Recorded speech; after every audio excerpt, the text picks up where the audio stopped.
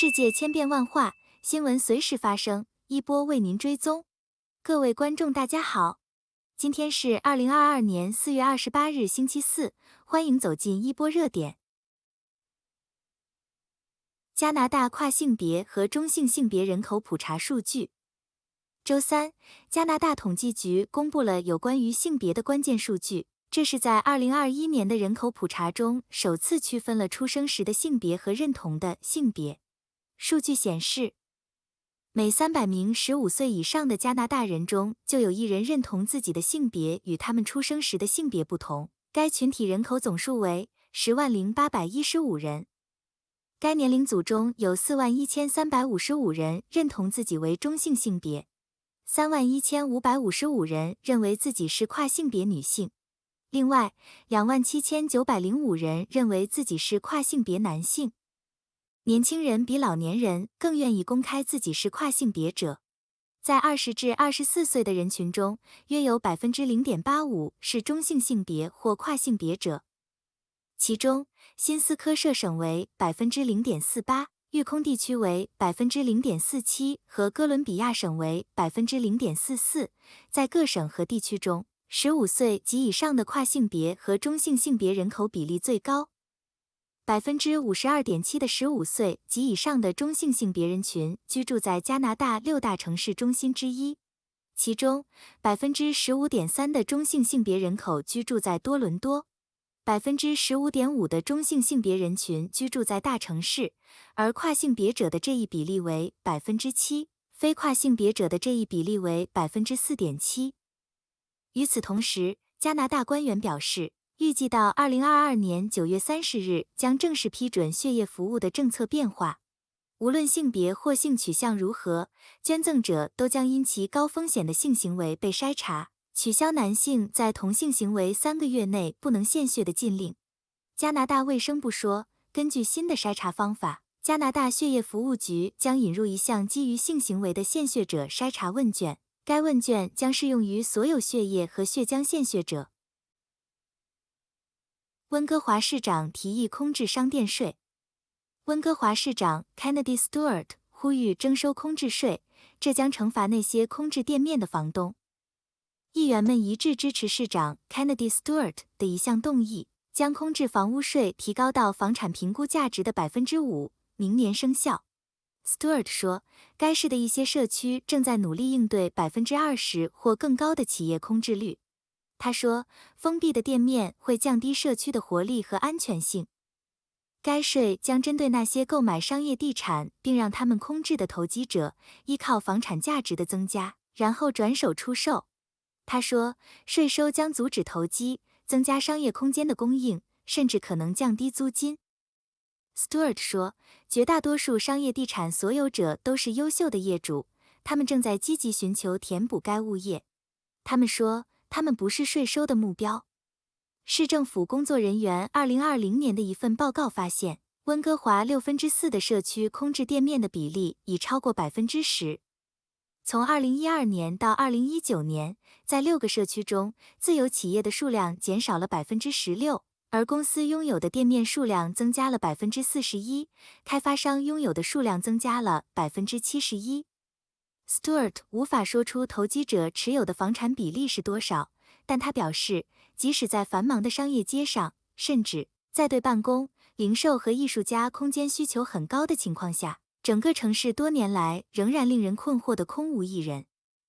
他承认，一些空置的店面可能是由大流行的经济衰退引起的，这也可以解释为企业负担不起高租金。但他指出，税收可能会促使商业地产房主降低租金以减少空置。Stewart 将税收描述为解决温哥华住房负担能力危机的重要一步。温哥华房主必须每年申报，以评估来确定他们的房产是否空置，但该市的网站称，大多数房屋都无需缴纳空置税，因为该税不适用于那些在一年中至少6个月作为主要居住地的房主。房产未出售还要支付佣金吗？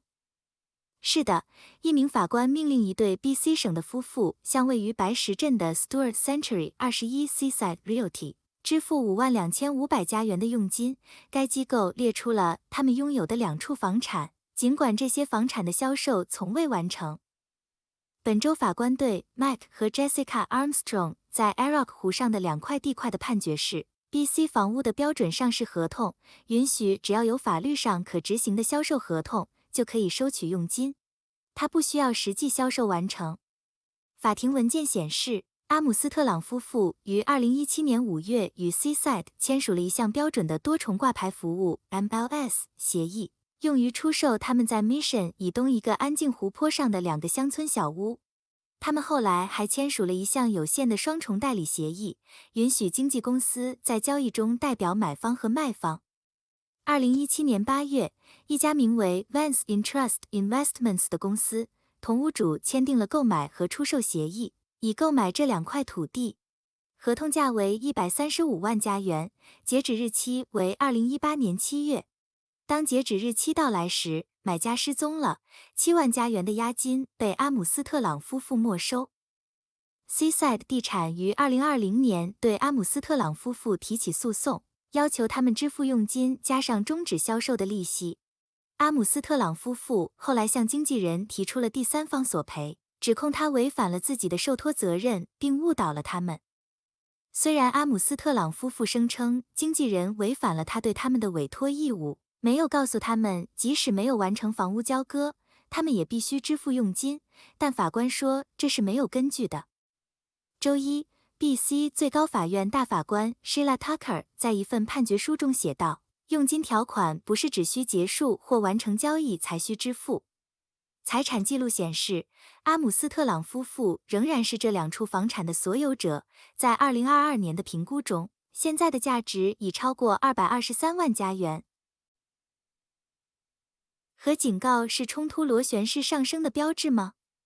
如果紧张的欧洲人没有得到俄罗斯外交部长谢尔盖拉夫罗夫第1次核打击的隐晦警告，那他的老板普京周3摘下了面纱。拉夫罗夫说，核对抗的危险是严重的，我们绝不能低估它。普京在圣彼得堡对立法者发表讲话时强调了这一点。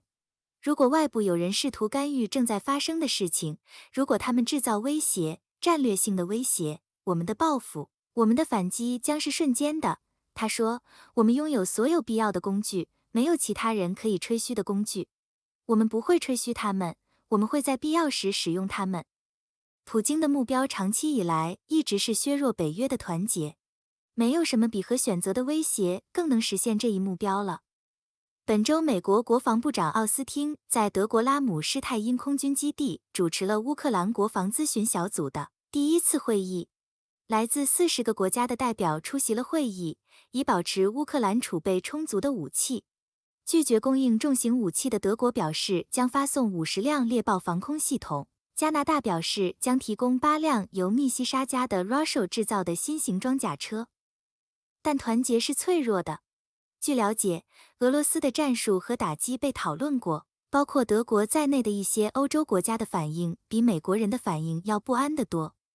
在排除了直接参与冲突和对提供致命援助的最初犹豫之后，美国人现在全力为乌克兰提供所需的重型武器和情报支持。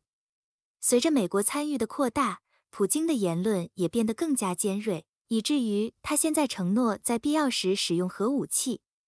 加拿大坦率地承认，如果发生这种情况，只有拜登总统能决定如何反应。